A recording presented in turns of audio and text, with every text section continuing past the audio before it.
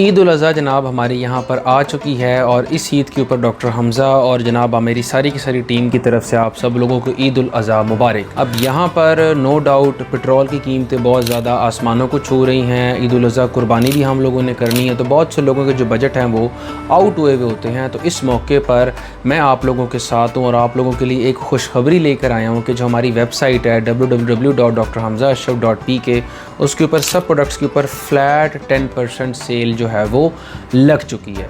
31 मई तक जितने भी लोग हैं आप लोग अपने प्रोडक्ट्स जो हैं वो ऑर्डर कर सकते हैं और आपको तमाम प्रोडक्ट्स के ऊपर जो हमारी एक्चुअल प्राइस है उससे 10% जो है वो डिस्काउंट मिलेगा। तो इस ऑफ़र को जनाब आप लोग यूटिलाइज़ करें।